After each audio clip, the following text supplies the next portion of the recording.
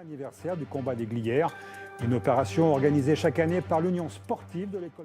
L'affrontement entre les Allemands et la résistance dans le département. Céline Aubert, Jean-Pierre Rivet.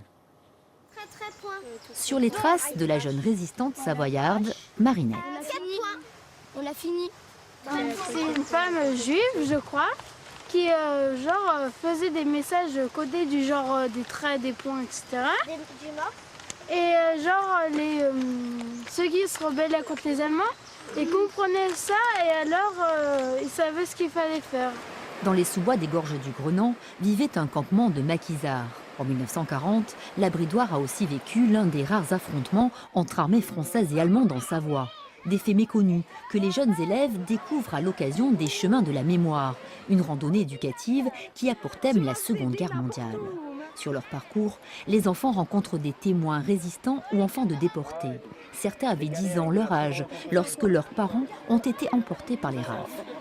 Juillet, c'était les périodes de vacances scolaires. Et donc, comme la situation que mes parents sans doute avaient dû apprécier comme au moins trouble ou inquiétante, nous avaient placés dans la banlieue de Paris chez des gens pour les vacances. Et donc c'est comme ça que nous, avec mes frères, puisque j'avais 2 frères à l'époque, avons échappé à la rafle.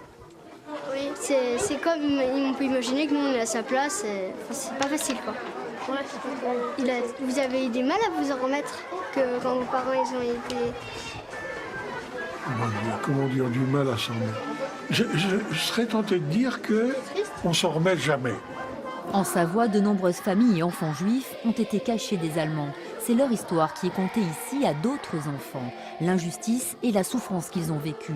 Un message de paix aussi pour les générations futures. Alors tout au long de la journée, d'anciens maquisards ou témoins de ces événements qui ont fait l'histoire de la résistance en Savoie accompagnaient les enfants et apportaient leurs témoignages. On l'a vu, on retrouve Céline Aubert en compagnie de l'un d'entre eux. Nous sommes toujours à la Bridoire pour les Chemins de la Mémoire et j'ai à mes côtés Louis Branchy. Louis, il a 91, 92 ans, je peux dire votre âge? 92 ans bientôt. Je peux dire votre âge? Bientôt. Donc il est témoin, c'est-à-dire qu'il raconte aux enfants ce qu'il a vécu. Il a été maquisard en 1944 à Novalaise, en Savoie. Oui. Juste avant le débarquement, vous aviez 20 ans. Comment vous êtes devenu résistant? Résistant, c'était dans la tête, ça, déjà. Mais dans mon petit village du Rhône, je n'avais aucun contact avec ce qu'on pouvait appeler déjà des gens résistants. Pourtant, pas très loin, il y a eu des parachutages, mais je l'ai ignoré. Je n'avais pas de relation avec aucun. Oui, parce qu'on... Vous avez rencontré quelqu'un sur la route, c'est ça? Comment? Sur la route, vous avez rencontré quelqu'un? Ah ben après, oui, en allant au chef-lieu de canton pour une raison quelconque, et j'ai vu des gens avec une camionnette. Il n'y avait pas beaucoup de circulation à l'époque. C'était quoi votre quotidien? Alors vous me disiez que vous ne l'aviez pas, que c'était une vie un peu de bohème. Hein?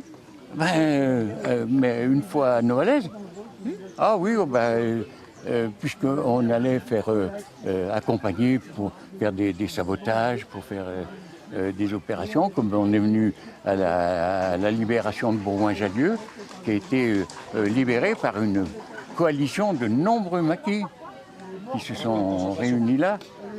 Et donc, nous avons passé, ma compagnie, la nuit dans les rues de Bourgoin pour éventuellement faire face à une contre-attaque d'Allemands, parce que d'autres étaient assiégés au silo de la Grive, et 150, ils étaient là-bas, et qu'il y avait énormément de stocks de marchandises et d'armes.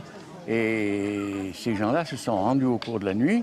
Mais nous, on était dans la ville pour pouvoir résister dans un combat de rue, en fait. Parce qu'on n'avait pas d'armement pour tenir tête à une trompe. Hein.